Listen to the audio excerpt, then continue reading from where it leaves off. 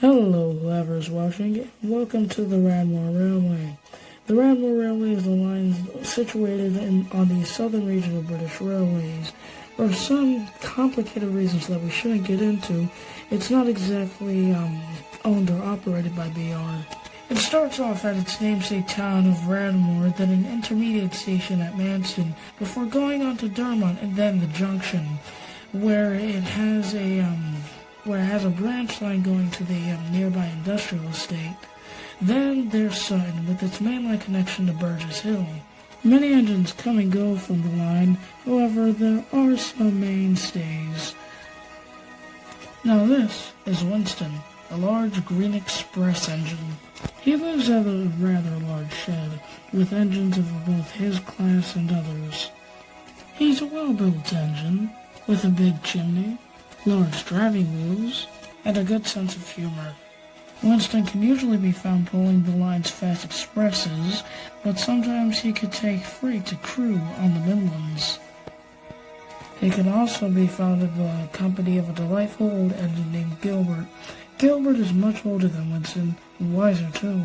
He pulls local freight and stopping passenger trains, and he doesn't mind going slower than the other engines. He's one of the few engines still wearing the apple green of the LNAR, and is proud of it. These two engines have another shed mate, a snooty merchant navy named Shaw Sable, but just called Shaw by the others. Shaw is proud of his heritage, related to the West Country and Battle of Britain classes. His attitude does sometimes get on the nerves of the other engines, and Winston is quick to put him in his place. But he does have a big heart, somewhere inside of him. This story concerns a fourth engine, not from this region, but from the western region, taking over the duties of another engine that failed somewhere near Cardiff. This engine was very old, his tubes leaking, and time after time he would still find steam in him to keep going. For a whole week this poor bloke found himself pulling trains between Bristol and Radmore, and would get very tired upon reaching the yard where Winston, Shaw, and Gilbert stayed when they were working. One day, Gilbert was resting at Litchfield Junction. It had been a long day. Shunting coaches for the overconfident Shaw was no easy feat, and the Scottish Gentry was preparing freight trains for the other engines. Gilbert sighed. It's £9,000 for yourself. At that moment, a tremendous racket came from the junction. There was a little steam in the air, and no wonder, as a few moments later, the engine came to a complete stop. Goodness, he's older than me. Gilbert shouted, and he went off to go find Winston.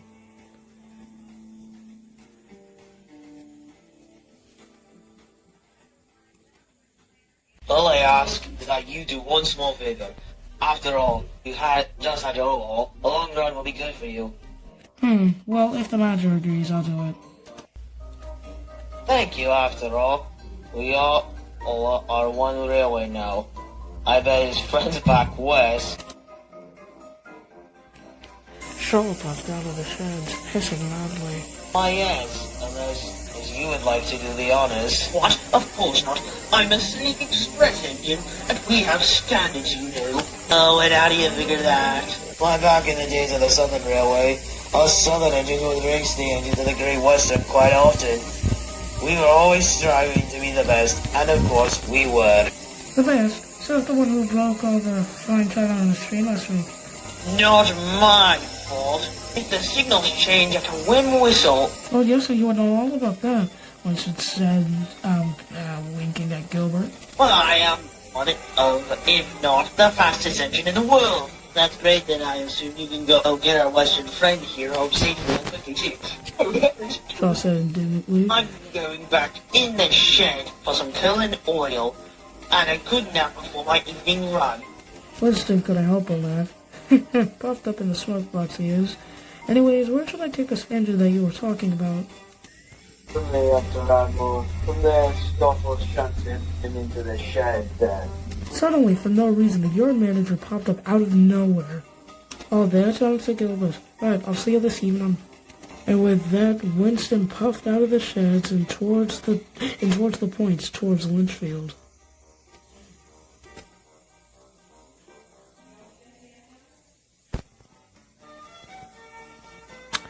mate. Hold on tight. Keep your wheels free, and we'll be up to Radmore in no time. Thank you so very much, the old engine said with a cough. I thought they were going to cut me up right here. No, they wouldn't cut you up right here at the junction. Plus you aren't in that bad of a shape. You should see some of our tank engines, always covered in coal and soot. At that moment, the yard signal went green, and Winston's driver opened up his regulator. "We're off!" Winston shouted to the freight engine, as they began to pick up speed out of the junction and onto the main line. They were given priority over any other train on the line at that moment, so they could make it up to Radmore as fast as they could. Winston snorted up the line with the long train behind him. He was a little out of breath, but that was just because he was a bit stiff from his overhaul. On their way, they passed a cute King Arthur class with the passenger train, whistled Winston, and the King Arthur replied with a feeble,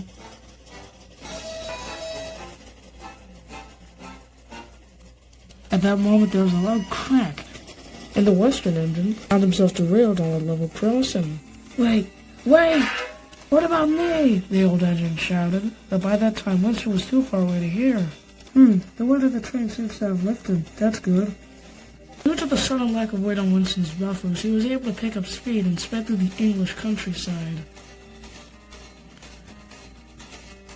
Back at the level crossing, the permanent way gang were trying their best to re-rail the western engine. It was only its front wheels that came off, so they wouldn't have much trouble getting it back on.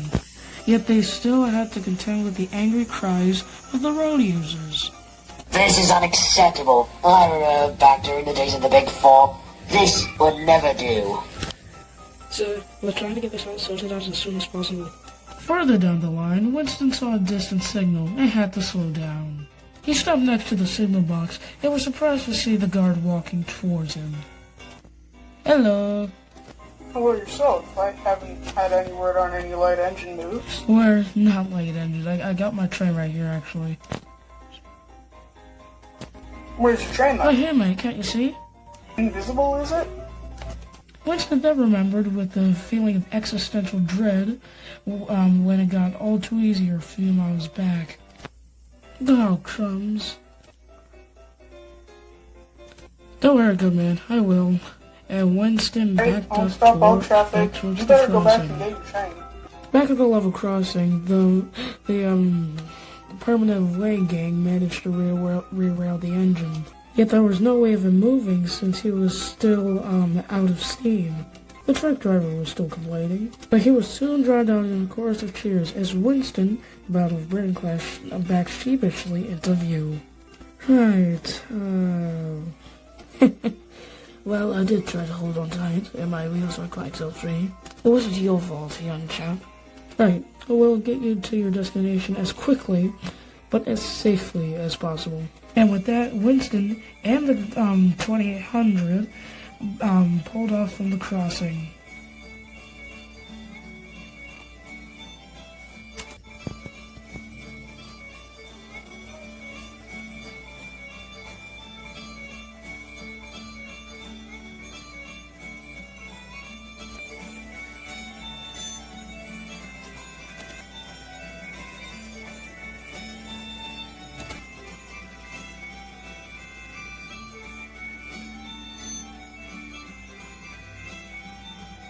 Finally, they made it into Radmore. Winston left the freight engine on the siding. Next, Scotch would take the engine off the train and then into the back shops for repairs.